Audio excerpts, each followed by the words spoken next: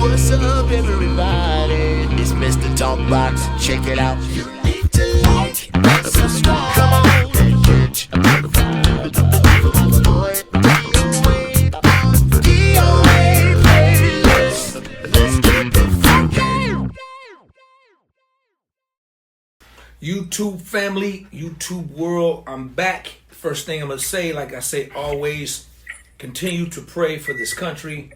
Continue to pray for your neighbors, your brothers, your sisters.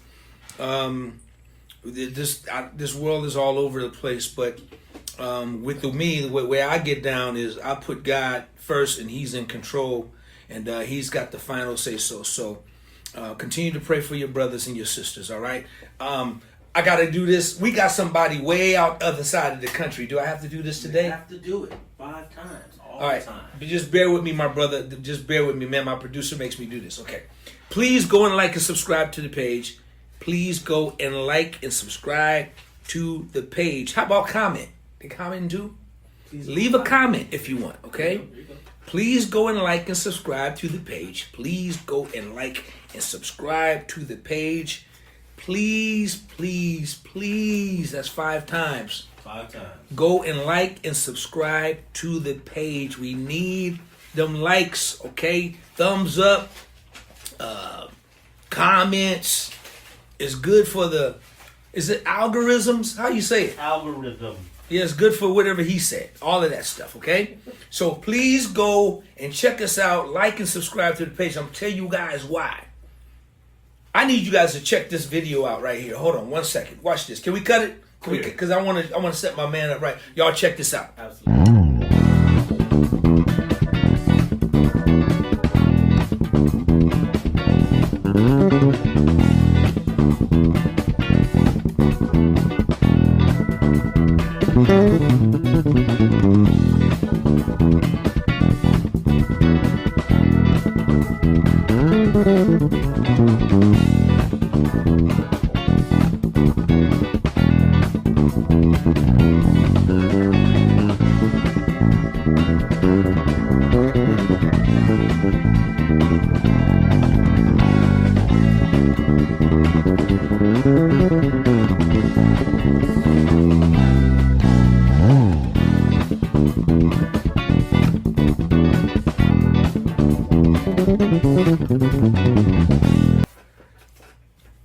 Now, y'all blessed to be here today because I went way across the country.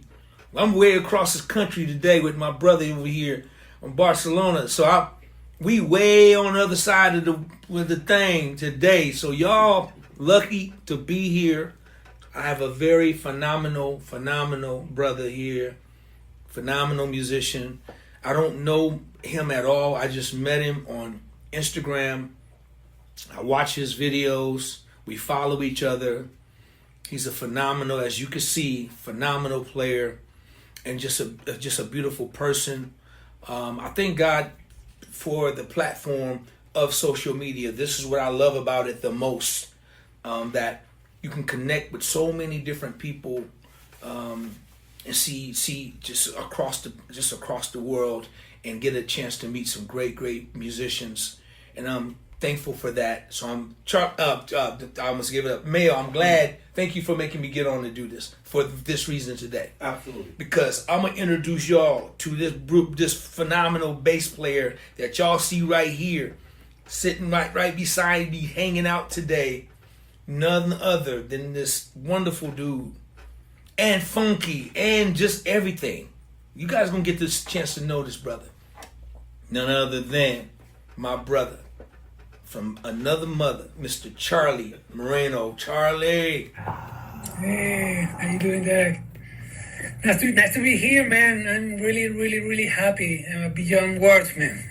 It's really something to me to be here with you. Man, listen, it's my pleasure, it's my honor to have you here, and I thank you, man, for, just accepting the invitation to come have a conversation with me on my platform, man. I'm a fan, brother.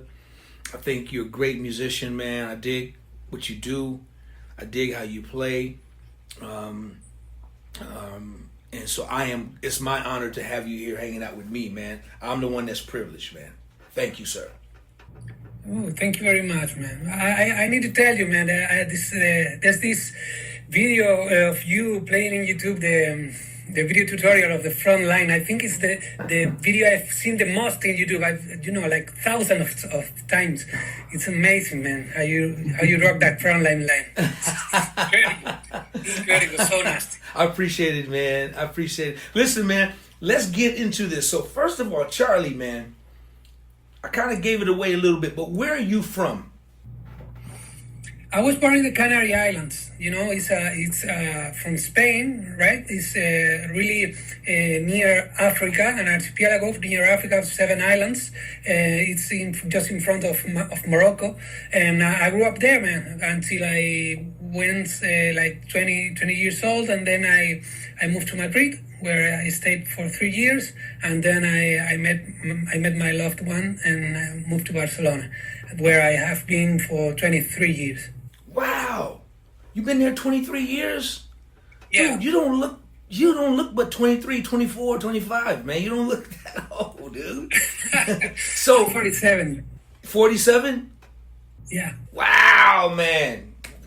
Brother, I never would have guessed 47. Man, you're still a young man, though. You're still young, man. Still a youngster compared to me, sir. So listen, man. I'm gonna talk a little bit about your journey, man.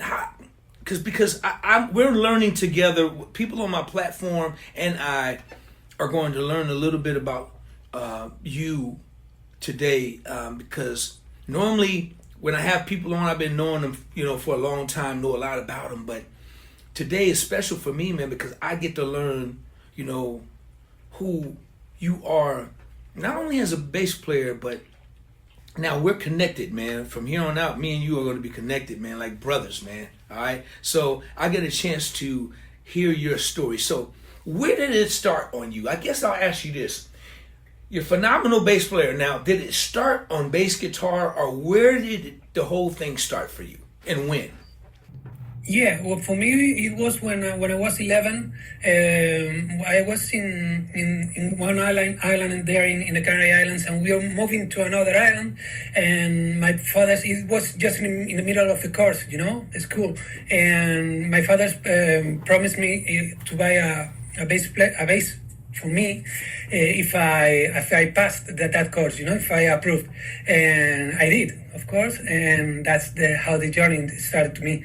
The thing is, I never really studied the bass until I was 15, right?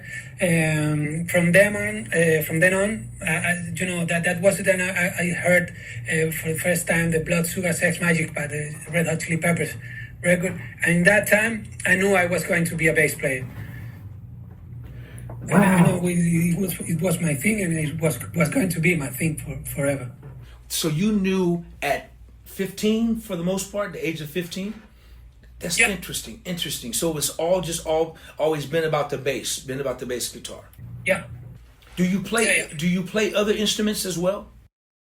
As a producer, I try to play a little guitar, a little keyboard. I had no drums at all, but not for a live situation. I think I can't make a gig playing guitar or keyboards, but I can barely play, here in the studio and stuff. So, I understand the instruments, but I don't have the ability to play. Got you. Well, man, I totally understand, but I mean, you play the hell out the bass guitar, and dude, you just a wonderful player, man. For real, I'm a fan, dude. I love what you do, man. Your sound and the sound you get from your fingers, man. Because dude, your touch and your tone is incredible, man. And we're gonna come back to that, but living where you are right now. What is the music scene now? Is it like a big music scene there where you're constantly working, or are you touring, or what's going on where you are right now? You know, I think the music industry is in a, you know, in a decadent point right now, and I think it's worldwide, and there's lack of locals, you know, of the places to play. There used to be bars and you know, and clubs and stuff, and there are only few right now. And there's touring situations. Mostly they part from Madrid, not from Barcelona. From Barcelona, so little. I'm in a huge tour here in Spain with David Bustamante. He's a big star here, and the tours parts from Madrid, right? All the industry is in Madrid. So. But the thing is, I lived 3 years there, and I have so many, you know, a network there of people that still count on me, besides me living in Barcelona, you know. That's interesting. So it's crazy, man, because I guess it's like the same, like you say, everywhere, because it's the same here. I mean, you know, with people being able to go and play in clubs and bars and stuff, it's really the game has changed so much even here. So it's kind of like the same thing that's happening over there, you know. So now you're saying you're currently working with a big artist right now. You're touring with a big artist. Now, do you guys do world tours, or you kind of do a spot dates, or what's your schedule like with this artist? We mostly do Spain, right? All over Spain. We've occasionally traveled to, you know, to other sites in Europe, but it's mostly Spain. They are planning to do Latin America next year. Okay. But it hasn't happened still, you know. Okay. Have you had the chance to come to the States at all? Yeah. The thing is, I record my second CD as Charlie Moreno. I recorded there under the production of Chuck Loeb. Do you remember the late Chuck Loeb, the guitar player? Yeah, sure. Yep. Yeah, he was producing the record, and I recorded in New York with some really great musicians there. And we spent like 8 days there in New York. We recorded in Connecticut in this place called the Carriage House. I don't know if you have ever had the opportunity to record there. It's a really nice studio. And you know, there's Joel Rosenblatt on drums, Eric Marienta on saxophone, Chuck on guitar, Mike Risciuti on keyboards. Okay. You know, and a really nice setup of musicians. Now you said this is your second. You say your second project that you did? And my second CD, I have 4 CDs as Charlie Moreno. Okay. And 2 with my my alter ego is PowaFunk. Is a band, but because the Charlie Moreno records are like jazz fusion, you know, stuff, jazz instrumental jazz fusion style. PowaFunk is, you know, with lyrics and stuff, with singers and all the way, you know. And I do everything there. I do arrangements, compose the lyrics, you know, production, everything. So you're producing your own records. You're producing your own music and everything. Yeah. Beautiful. Are you signed, or are you independent artist? Are you signed? I'm independent. Okay. Yeah. Okay. That's great, man. So you'll definitely let everybody know how we can find your music before we sign off, man. Because I want people to go and support your music and download your stuff, man. So I'd say I didn't know you realized you had 4. You say 4 CDs? Yeah, 4 CDs of Charlie Moreno. Yeah. Now, with funk. Now, do you feature other artists, or do you sing? Are you singing vocals as well, or no? Do you feature other people? No. Do you feature? Is there other features? People you bring in to feature on your music to sing or anything like that? Yeah. Tell me about it. Yeah. I used to work with really great singers here, and you know, they come and go in some songs. Beautiful, man. Beautiful. That's awesome. So, what do you find as a bass player? What do you find the most difficult and we kind of talked about it. What do you find the most difficult being a bass player, a musician in this period in time in the music world that we're living in right now? Because things have changed so much. I mean, over the past, you've been around 20 years ago, so it was a lot different then. So right now, what do you find the most difficult, especially being in a different country as a bass player? Again, I think it's the same everywhere, and the most difficult part is surviving, because things are so, pardon my English, but screwed up, because I was seeing a video of Dave Weigel, Dave Weigel, the drummer, Sure. Yesterday, where he said in an interview of these days, he was making the same amount of money 4 years ago than he's doing now. The salaries for musicians are the same that they were 4 years ago, but the things, the prices of the things are clearly got up, and surviving is the most difficult thing, because we have, especially after the pandemic, I had to think about other ways to make my money, to expand my palette of things. Before, I just with playing bass, it was enough for me, then I had to start with classes, with more productions, all kinds of things related to music, but not specifically bass playing. Do you find working with other, and that's a great answer. I agree with you 1000%. Do you find working with artists, especially in these day and times, do they try to lowball you for, when your value is way worth more? But do artists that back there, do they kind of like try to lowball, or are they generous, or how does it work for you when you're dealing with a lot of the artists that you got to go on the road with, or negotiating the deal, whether it's to play a gig at a club or whatever?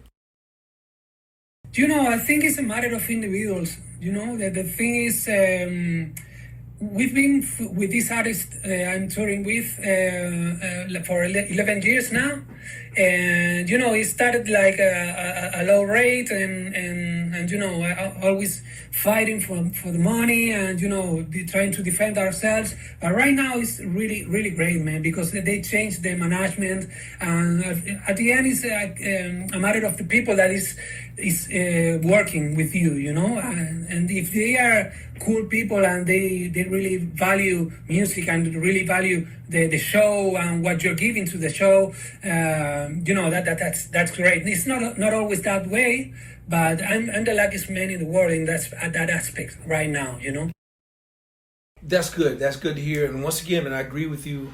I think it varies on who you're dealing with, what artists you're working for, or with the gig.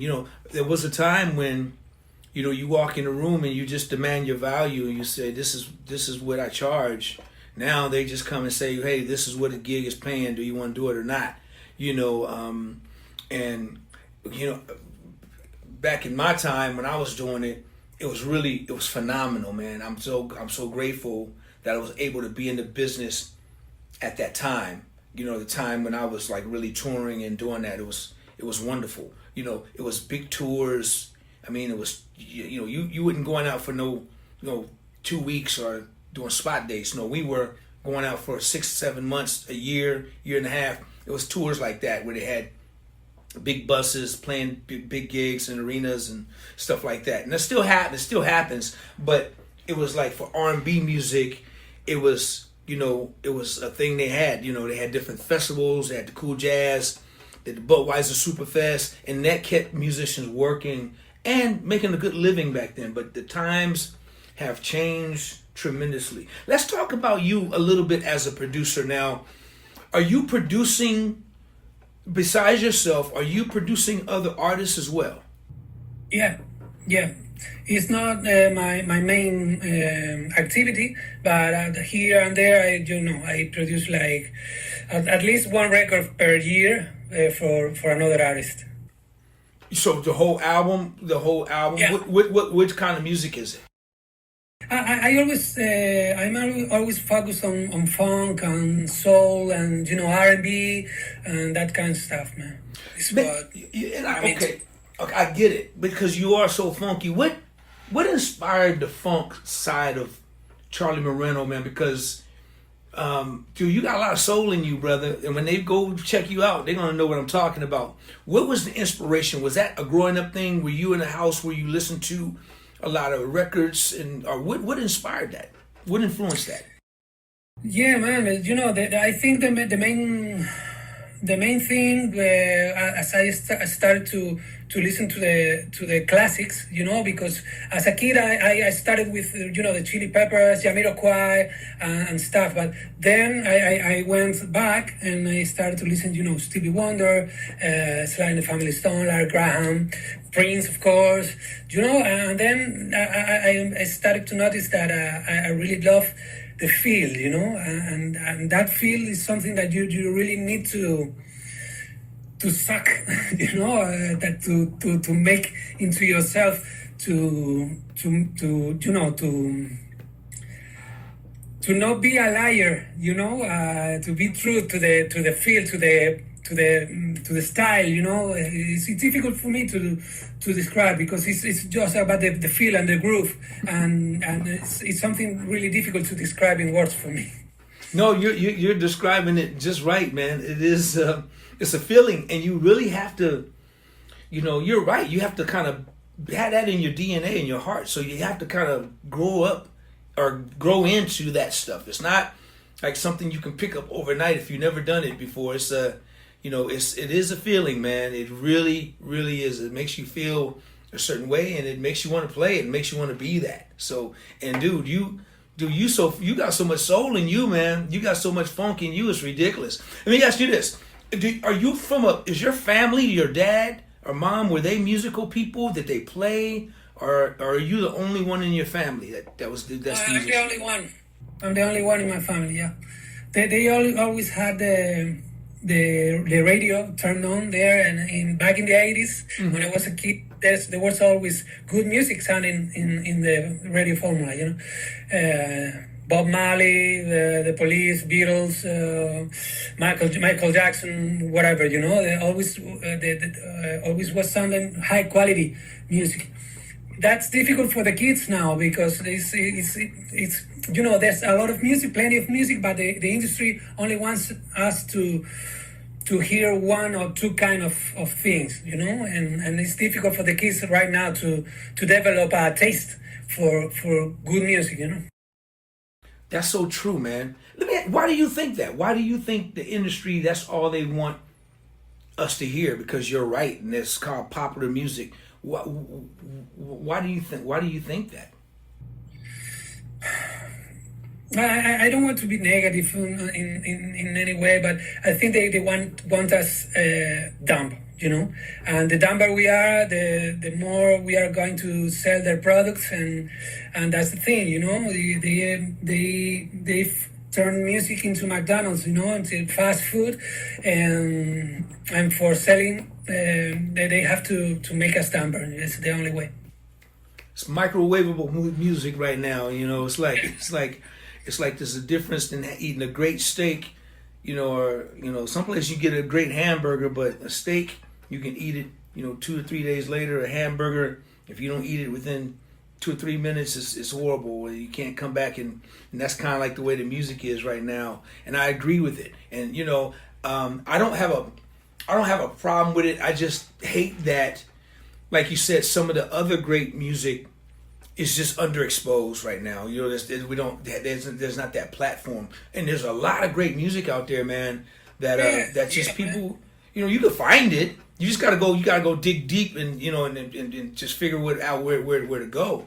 But that's why the records you talked about with Sly and Stevie Wonder and all these groups. That's why those records. And they're gonna live forever, man. They're gonna live. They're endless. They're timeless music because they were great songs. And right now, it's kind of hard to come across like a great song. I mean, they're out there, but it has changed. And I think and even with the way we listen to music, even the way we buy music, the whole change, man. The whole industry, from the going out buying records or CDs or tapes to the streaming to the everything, it's become really corporate, man. It's a corporate world we live in right now, you know. But thankful to guys like yourself and a bunch of other people I know that's keeping real music, you know, alive. I mean, I'm sure your records, when I listen to them, I'm sure they're going to be funky. I'm sure they're going to be musical. I'm sure that it might have a bridge or two. You know, I'm sure I'll hear a bunch of different things, or somebody you may be producing. I'm sure it'll be like really musical, and you kind of doing what you're doing from the heart, you know. And you know, we need that, man. And I think it's important for you to continue to produce that kind of music, and the music that you really, really love. You know, as a producer, you work with different artists, and you know, somebody just want a beat, somebody just want a loop, somebody just want a whatever. You know, and you do it because you trying to make a living, right? But you know, as a producer, you want to just be able to write a really great song and not worry about, you know, the rest of it. And the beautiful thing is that, you know, the good thing about it is that you could put your music out. You know, you can just do it and put it out and however you want. That's the great thing about it. You know, let me ask you this question. What's your take on AI right now? The thing is, I've been seeing videos about it for a long time, this Suno thing, and you know, all these different, but I'm not really into it right now. What I've been seeing is each day the platforms like YouTube Music, and I know Spotify does it, but I don't pay for Spotify. I don't have. I recently removed all my catalog from Spotify because I really hate what they're doing. But you know, I understand that these platforms are offering AI created music to the clients, and that's something that really pissed me off, man. Because I don't get it. I don't get it. How that might be allowed, you know? It's like crazy. I don't really understand how it works. I haven't had the time to tweak the buttons and the stuff to create something with AI. But what I've been seeing is a little scary. So that's going to be my next question to you. As a producer, are you worried about it? Not really, because it's what I was talking about with you before. The most important thing for us in music, I think, is feel and groove, and no machine is going to copy the feel and groove of a human being. Everything I listen until today, I can easily tell that's AI, you know. If it gets to a point that it caps the feel of a human being, you know, then I'll be worried. But not today. Not today. You know, I'm a fan of technology. I think technology is good and bad. I'm a fan of it just simply because the way we can make records now, it's amazing what you can do just from your home and how big you can make music sound. I think. But on the flip side, I think when technology becomes abusive is when I'm not a fan. And I'm with you, and I think technology is becoming abusive, you know, in a bunch of ways. And me, on the other hand, I am worried about it just because the average person, the buyers, they're accepting it. And so, you know, so it concerns me because it is becoming abusive. Now, like you said, to go back and replay it, go on the stage and make it rock and make it, there's no way they can do that. They can't, unless they create some robots, and I think that's going to happen. I won't be here. That's going to be on stage doing what we do. And I think that time is coming. But it's not now. Just God, keep it away for at least the next 20, 25 years. I hope. Yeah, that's right. But I think it's really becoming, it's handy, but at the same time, I'm thankful for it. But at the same time, there's a lot about it that I can't, and this is me ranting, man. This is your conversation, but this is just my take on it. Things that I'm preparing now. I mean, we are using it for a good purpose. Just like social media. I think social media. I never got on social media, Charlie, up until the world broke down. When the world broke down, I had to have some kind of way to communicate. So I had no choice but to get on social media. I thought people I know, they abuse social media. They fight on there. They show crazy stuff. They post things. So I never wanted to be a part of it. So when I decided to get on social media, use technology, I decided to use it this way and this way only. Because it allows me to meet beautiful cats like yourself, man, talented to someday, I hope I get a chance to meet you and sit in a room with you, man, and really, really pick your brain on your playing, man. And but it allows, this is for me, nobody take this personal, this is just my feelings. For me, this is the most beautiful thing about social media, for me, okay? That's just, I ain't mad at nobody. If you want to do whatever you posting, that's on you, TikTok and all that stuff, whatever, that's great. But for me, this is when I find it the most valuable, the most important, that I get a chance to meet great musicians and just great people all over the world, man, and just get a chance to see. And now here we are connected through technology. You know what I'm saying? So I'm really grateful for this conversation. Let me ask you this question. You have a wide selection of basses, man. And what's your go-to? What's your go-to bass? Because I've seen you pick up a few different basses, and you just sound amazing on all of them. But what's your go-to? My go-to bass is that MTD that Michael and Daniel Tobias made especially for me. I'll be grateful forever. It's an amazing bass, pure MTD. You know what I'm talking about. That sound that is specifically MTD. It's like the Ken Smith. He has a sound of his own. Really recognizable. So this is my last acquisition. My AST is a bass made by a luthier from my hometown, Gran Canaria, and he's making this incredible stuff, incredible basses, man. And I'm pretty happy. It's the one I'm getting on tour right now. And I have my P bass, my jazz style bass. I have a Sadowski 5.2 somewhere.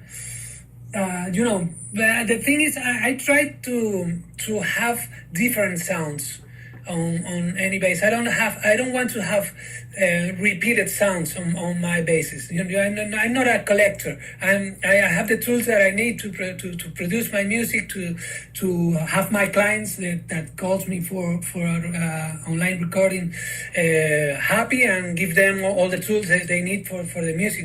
All the sounds they want what they want to have. Whether it's a P bass or a jazz sound or a Music Man sound or whatever.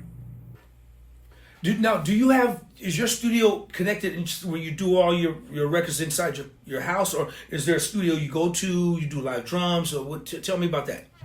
Yeah, the thing is, I was owning my own, big studio, commercial studio until 2 years ago in the center of Barcelona, but we ended tired of the city, and we ended up selling the place and moved to outside Barcelona, a place called San Andrés de Llamaneras that has the beach nearby, the boots nearby, and it's like a small village, and we are really happy. Now I have my project studio right now here. And it's enough for me. Then if I need to record some drums, I call my friends that have a bigger studio, and I go there. Beautiful country, man. Beautiful country. I've seen that part of the world several times, and beautiful piece of the world, man. Listen, man, I have a lot of admiration for you, my friend. And it's just, I feel like that I met a wonderful brother. I can just get that even just watching you and connecting with you on Instagram and watching you play. I just thankful for this communion here, man, between you and myself. I just pray to God one day, man, I can meet you soon, and sit down and just watch you play. I don't think I'm gonna pick up a bass guitar around you, bro. You're pretty funky, man. The thing is, I can really express with words how grateful I am for being here and standing in front of the TV with one of my bass heroes. You are a legend, and for me, you've influenced my playing in more ways than I can express, man. And Wow, crazy. Wow, man. Here with me. No, man. Thank you, man. Like I said, bro, we gonna be connected from here on out, man. I found another friend, another brother, man.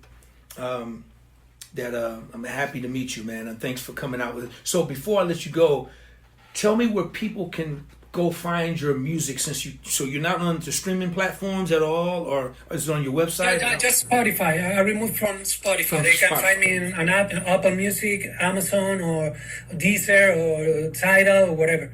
I'm Charlie Moreno. I have 4 records. I have Charlie Moreno. You can find me like that, or PowaFunk. That is my band with singers and stuff and lyrics, and that's it. PowaFunk you guys got records out on PowaFunk as well. Music out on PowaFunk. 2 records. Okay. 2. Yeah. Okay, beautiful. Is that the band I see you post with sometime, and you guys be jamming and playing in the? I'm not sure where y'all be playing, but y'all be jamming, man. Is that band, or is that a different band?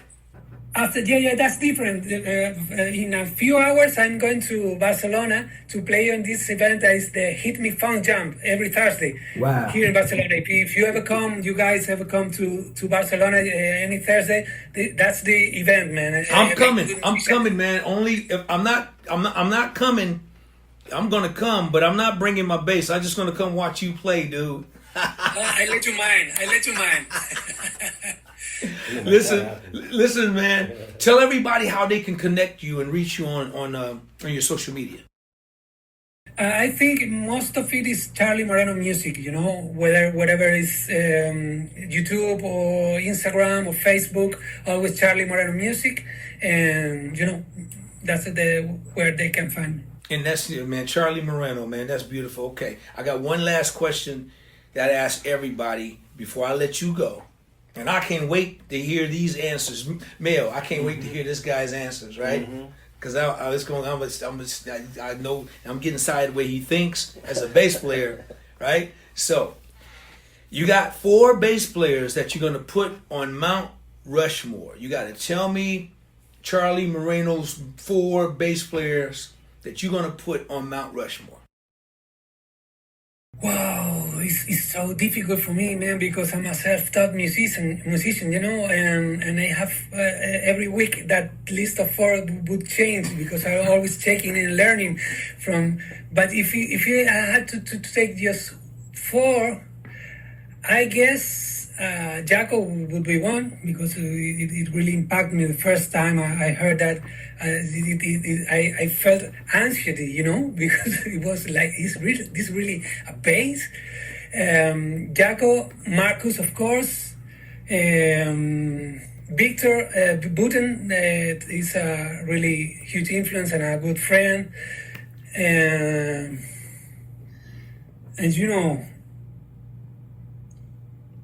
maybe you'd be the 4th, man. Oh, man, see, he blew it. He blew it right there. Hey, man. Okay, hold on, man. Okay, so I get a chance to pick, man. I'm gonna take my pick, and I'm gonna put you on Mount Rushmore, man, because, bro, you have so much feel, man. With the fingers, bro, you got so much feel, man, and it's really, really funky, and it's felt. You can feel. I love bass players that I can just listen to him play, and I can just feel every note, every inch of what he's doing. And not only do you have all the data and all the information, you got information like crazy, But brother, you know how to groove your ass off, man. You groove, man. And I like bass players. I'm in love with bass players that just hold it down and hold the groove down. So I get my pick, and I'm gonna put you on top of there, and you're gonna represent, you know, a whole different sound. And you know, for 47, man, I don't know, man. You still got a lot of years left, and you're gonna keep getting better and better, dude. So I'm gonna put you on there, bro, for sure. Okay, and I mean that, bro. Thank you very much. I mean that. And I always get a chance to pick my own. So I'm gonna put you on there, man. Look, Charlie, listen, man. Thank you once again, man, for hanging out with me, man. I appreciate this conversation. I can't, dude. I admire you. I know it's bad everywhere, but bro, I would drop any and everything, man, to be located where you are right now, man, because it's just over here. It's pretty bad, bro, right now. And before I sign off, I gotta let everybody know to continue to pray for our country. Once again, pray for your brothers and your sisters. Pray for your family. And just always remember, keep God first. And God is in control of this time and this situation that we all are living in. I trust God and continue to do the same. Do I have to do this again? 5 likes at the top. I gotta do 5 times again? Yeah. Okay, so this time I got somebody. Charlie, I want you to help me, okay? When I call you, just hit it. We not gonna practice. We do this improv. We just gonna do this freestyle, okay? So when I call you, don't let me down now, Charlie. Don't let me down. Jaime Town, don't let me down. Jaime Town. All right, just get ready, because I'm gonna call my man. Can I get some help? I'm ready. Can I get some help? Absolutely. Can I hit it and quit it? Hit and quit. I'm gonna hit it and quit it. Charlie gonna hit and quit it. Charlie gonna hit it and quit it. Let's go. Here we go. Y'all please go and like and subscribe to the page. Please go and like and subscribe to the page. Please go and like and subscribe to the page. Please go and like and subscribe to the page. Charlie! Please go like and subscribe to the page. How about that? How about that, man? No practice. No practice. We can go on tour, bro, right now. Hey, Charlie, man, thank you once again, my brother. Love and respect to you, man. God bless you and your family, man. Love and respect to you, man. Keep making great music, and you guys, please go and support this brother's his music ministry. Go download his records, buy the records, and go check his Instagram out, because it's really dope. All right. Y'all gonna do that for me? Okay, cool. They gonna check you out, man. They gonna check you out. Show them some love. Charlie, thank you so much for being here, brother. Thank you very much, man. Y'all show your love for this phenomenal, beautiful brother right here. Crazy bass player, crazy musician, none other than the one and the only Charlie Moreno. Give it up, y'all. Thank you, bro. Thank you. DOA playlist. Let's get the